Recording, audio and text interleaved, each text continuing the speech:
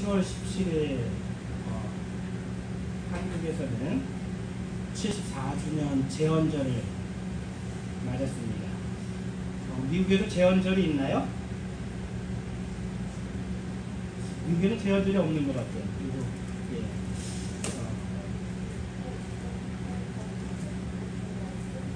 1948년에 이제 대한민국 정부가 수립되고 그러면서 이제 헌법을 제정하고 그 헌법을 공포한 것, 나라 전체에 공포하게 된 것, 그것을 기념해서 만든 날이 바로 제헌절입니다. 이제 오늘 설교는 한 단어를 여러분들에게 설명드리면서 시작하고자 합니다. 오늘 설교 제목인 고발이라고 하는 단어입니다. 영어로는 accusation이라고 하는데 이는 법률 용어입니다. 뜻은 제가 사전을 찾아보니까 이렇게 되어 있습니다.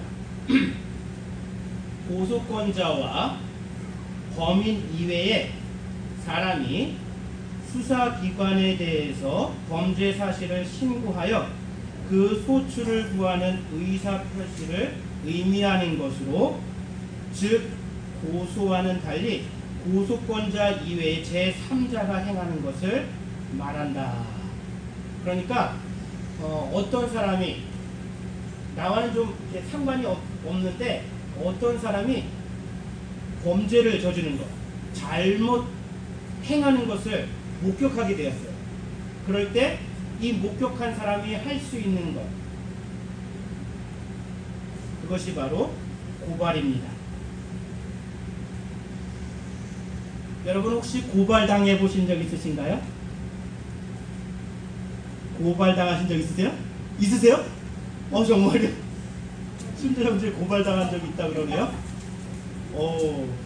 저는 우리 교회에 아무도 없을 거라고 생각을 했는데 어쩌다가 고발을 또 당했나요?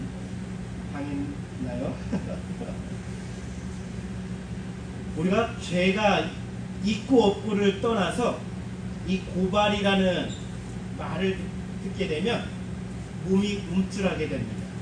겁을 먹고 또 마음에 두려움을 느끼게 됩니다. 사실 우리 모든 사람이 털어서 먼지 안 나는 사람 없다고 다 알게 모르게 죄를 지으면서 살기 때문입니다.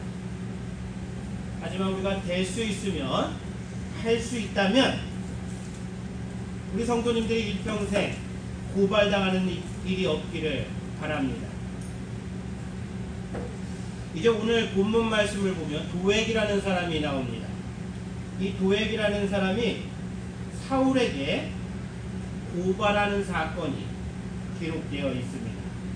오늘은 이 사건을 살펴보면서 하나님께서 우리에게 전하시고자 하는 하나님의 메시지, 뜻을 살펴보고자 합니다. 지난 시간 다윗이 사울을 피하여 마지막으로 아둘람 굴로 도망한 말씀을 우리가 보았습니다. 그런데 그곳에서 하나님께서 다윗을 변화시켜 주셨습니다. 그가 변화할 수 있도록 변화에 필요한 사람들을 다윗에게 보내주셨습니다. 그래서 다윗은 용기를 얻고 회복하여서 다시 유대 땅으로 나올 수 있었습니다. 그리고 그 소식이 유대 땅으로 다윗이 나왔다고 하는 한 무리와 함께 다윗이 유대 땅으로 들어왔다고 하는 소식이 사울에게까지 전해졌습니다. 그리고 이에 대한 사울의 반응이 오늘 본문에 기록되어 있습니다. 그 말씀이 6절부터 8절까지 말씀인데 이 말씀을 제가 다시 한번 읽어보도록 하겠습니다. 다윗의 소식을 듣고 사울이 어떻게 반응했는지 한번 보시기 바라겠습니다. 사울이 다윗과 그와 함께 있는 사람들이 나타났다 함을 들으니라.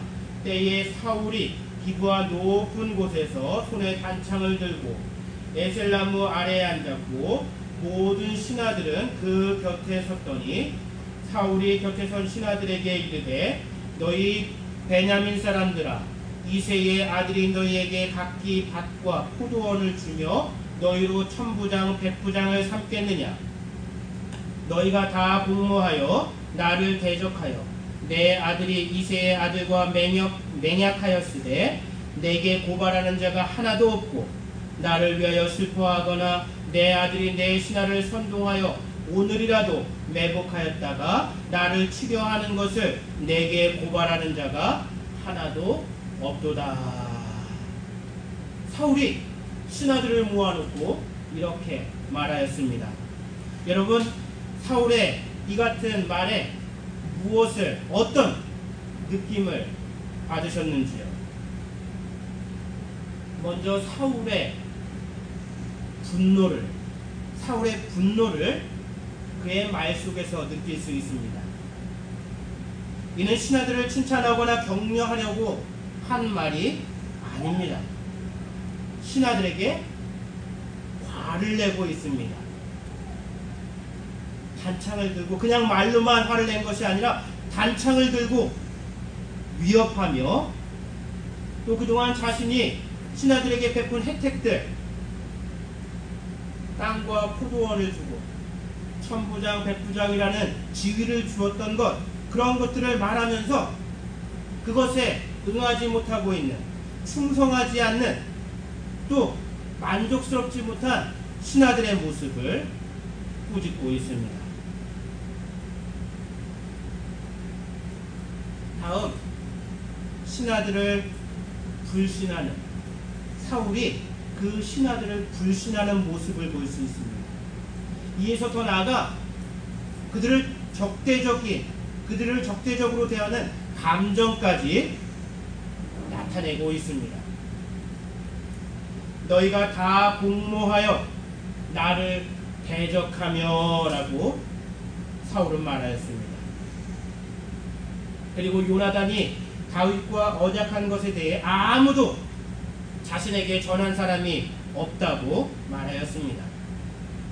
그리고 지금 아들 요나단도 자신을 치려고 하는데 이를 고발하는 사람이 한 명도 없었다고 말하고 있습니다. 그런데 이 같은 사울의 감정, 사울이 드러낸 분노와 불신, 이에 대한 중심에는 다윗에 대한 두려움, 미움, 질투가 깔려 있었습니다. 다윗에 대한 부정적인 감정이 그의 생각과 감정과 그리고 그 삶을 점점 악하게 만들어가고 있었습니다. 그런데 그런 감정은 다윗이나 다른 사람에 의한 것이 아닌 바로 사울 본인이 만들어낸 것이었습니다. 이렇게 사울이 신하들에게 화를 내며 말할 때에 이제 도액이라는 사람이 그 신하들 앞으로 나서게 됩니다.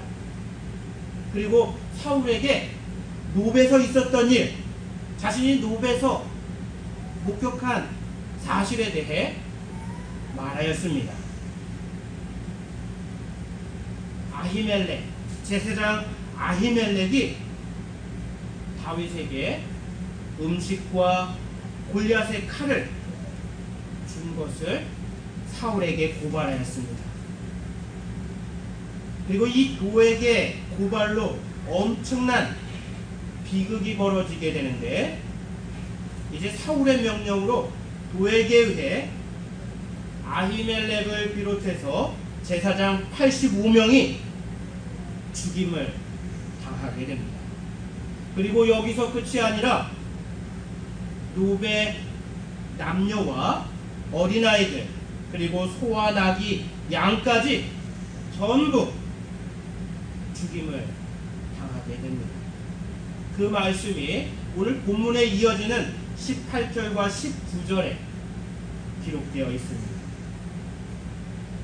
참으로 비참한 일이 아닐 수 없습니다.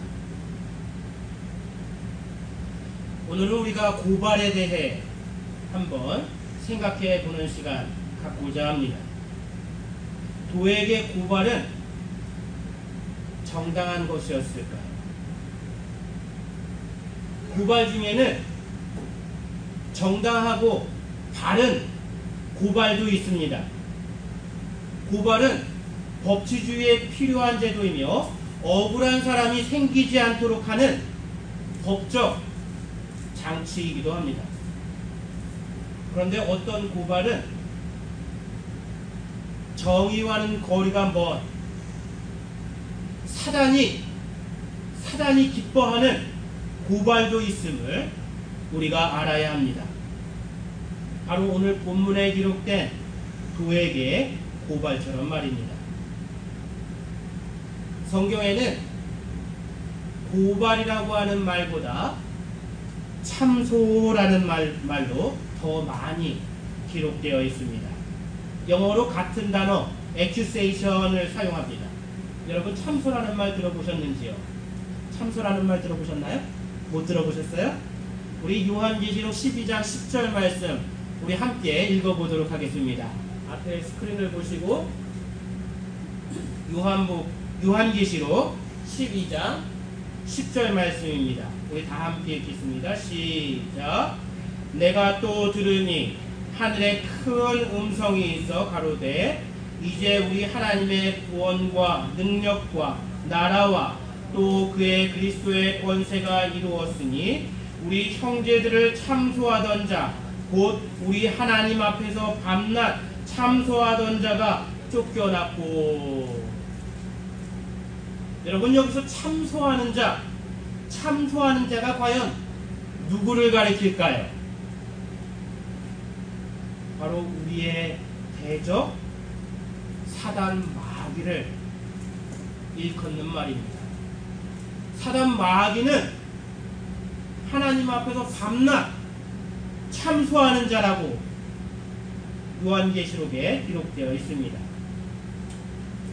거짓말처럼 참소 또한 사단이 가진 속성입니다. 여러분 오해가 없으시길 바랍니다. 참소나 고발이 다 나쁘다는 것이 아닙니다. 잘못된 것, 불의를 보면 고발하는 것이 당연합니다. 고발하는 것이 맞습니다. 그래서 죄를 범한 사람이 그 대가를 치르도록 해야 합니다. 그런데 사단의 참소는 불의한 고발을 의미합니다. 정의로운 고발이 아닌 불의한 고발입니다. 죄 없는 사람을 억울하게 만들고 사람을 더욱 악하게 만들고 사회의 정의와 질서를 파괴하며 더 나아가 하나님의 일을 회방합니다.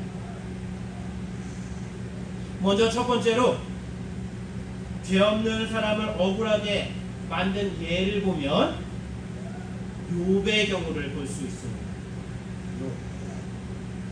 욥에 대해 성경은 이렇게 기록하고 있습니다. 우스 땅에 욥이라 이름하는 사람이 있었는데 그 사람은 순전하고 정직하여 하나님을 경외하며 악에서 떠난 자더라. 욥은 거룩하고 의롭게 살고자 힘쓰고 노력하던 사람이었습니다. 그래서 하나님도 욥을 칭찬하며 그를 자랑스럽게 여기셨습니다. 그런데 사단은 이 같은 모습이 하나님께서 그에게 복을 주셨기 때문이라고 주장하였습니다. 하나님께서 그에게 주셨던 복을 거두시면 욥도 다른 사람들과 별반 다르지 않은 죄를 범할 수밖에 없을 것이라고 말하였습니다. 그래서 이때부터 그의 삶에 환란이 시작되게 됩니다. 여러분, 여기서 사단의 참소가 언뜻 보면 그럴듯해 보입니다. 맞는 것처럼 여겨집니다. 그런데 그는 사실을 왜곡하고 있습니다. 욥은 복을 받았기 때문에, 복을 받아서 의로운 삶을 산 것이 아니라 의로운 삶을 살고자 노력하였기에 하나님께서 그에게 복을 주셨던 것입니다. 여기에 한마디 덧붙이자면, 우리 성도님들의 신앙생활이 욥과 같아야 될 줄 믿습니다. 우리 신앙생활의 목적이 세상 복 받는 것이 되어서는 안 됩니다. 의로운 삶, 하나님을 경외하는 삶이 우리의 목표가 되어야 합니다. 평소에는 이 둘이 별반 차이가 없어 보입니다. 하지만 환란의 때가 이를 때에 이 두 사람은 완전히 다른 모습을 나타나게 됩니다. 세상 복을 쫓던 사람은 사단의 참소에 견디지 못할 것이고, 의롭고 하나님을 경외하기를 힘쓴 사람은 세상 복이 사라져도 끝까지 그 신앙을, 그 믿음을 지켜나가게 될 줄 믿습니다. 우리 성도님들이 욥과 같은 신앙을 갖는 성도님들 되시길 축원합니다. 다음 오늘 본문에서 사단의 참소를 볼 수 있습니다. 사실 도액은 있는 사실, 자신이 목격한 사실을 그대로 사울에게 전하였습니다. 어쩌면 그 말을 전하면서 작은 상을 기대했을지도 모릅니다. 그런데 상황이 거기에서 멈춘 것이 아니라 점점 악하게 되고, 악한 상황이 도액으로 하여금 죄를 범하게 만들고 더 나아가 비참한 결과를 만들어냈습니다. 여러분, 사단이 좋아하는 것이 무엇일까요? 사람들이 자꾸 죄를 범하고 이 세상이 악하게 되어져 가는 것입니다. 그렇기 때문에 우리가 조심해야 할 것은 사단의 참소의 도구가 되지 않도록 하는 것입니다. 사단의 도구가 되지 않기 위해서는 우리 성도들은 늘 마음속에 예수님의 말씀을 기억해야 합니다. 서기관들과 바리새인들이 간음하다가 붙잡힌 여인을 예수님 앞에 끌고 왔습니다. 그리고 그 여인을 예수님께 고발하였습니다. 그때 예수님께서 그들에게 하신 말씀이 있습니다. 너희 중에 죄 없는 자가 먼저 들고 치라. 여러분, 이 말씀을 늘 마음에 새기시길 바라겠습니다. 늘 기억하시길 바라겠습니다. 이 말씀을 생각하면 다른 사람의 허물을 드러내기 전에 자신을 돌아보게 되고, 자신에게 있는 죄의 들보를 보며 이를 먼저 애통하는 사람이 될 줄 믿습니다. 성도는 자신을 먼저 돌아볼 줄 아는 사람이 되어야 합니다. 그래서 사단이 흘려보내는 죄의 강을 끊고 선의 댐을 세워나가야 합니다. 그래서 이 세상에 좋은 일들, 훈훈한 일들이 많아지게 하는 사람들이 되어야 될 줄 믿습니다. 이제 마지막으로 사단의 참소의 목적은 하나님의 사역을 배방하는 것입니다. 우리 주님 예수님께서 당하신 일, 그리고 사도들이 복음 전하며 세상에서 당하였던 그 고난과 핍박을 보면 우리가 이에 대해 알 수 있습니다. 살아는 예수님을 세상 재판관 앞에 고발당하여 서게 만들었습니다. 살아는 이를 통해 예수님이 그리스도로서의 사역을 맡고자 하였고, 그 사역을 훼손시키고자 많은 핍박과 고난, 배신과 억울함, 그리고 모욕을 당하게 하였습니다. 복음을 증거하기 위해 세상의 증인으로 섰던 사도들도 예수님과 같은 고난을 당하였습니다. 사단은 지금도 주님의 뜻대로 살고자 하는 성도들을 참소하며 그 삶을 어렵게 만들고 있습니다. 우리가 이 사실을 알고 어려울 때에 힘든 상황에서도 끝까지 믿음 지키며 소망을 잃지 말아야 하겠습니다. 그런데 사단보다 우리를 더 잘 알고 계신 분이 계십니다. 바로 성령 하나님이십니다. 우리와 함께하고 계신, 우리와 동행하고 계신 바로 성령 하나님이 우리를 잘 알고 계십니다. 그렇다면 성령님은 어떤 일을 하고 계실까요? 사단처럼 우리의 허물과 연약함을 들추며 고발하고 참소하실까요? 우리 성경 한 구절 더 찾아서 읽어보도록 하겠습니다. 로마서 8장에 있는 말씀입니다. 로마서 8장 26절 27절 말씀 다 함께 읽어보도록 하겠습니다. 로마서 8장 26절과 27절 말씀입니다. 시작. 이와 같이 성령도 우리 연약함을 도우시나니 우리가 마땅히 빌 바를 알지 못하나 오직 성령이 말할 수 없는 탄식으로 우리를 위하여 친히 간구하시느니라. 마음을 감찰하시는 이가 성령의 생각을 아시나니 이는 성령이 하나님의 뜻대로 성도를 위하여 간구하심이니라. 할렐루야. 아멘.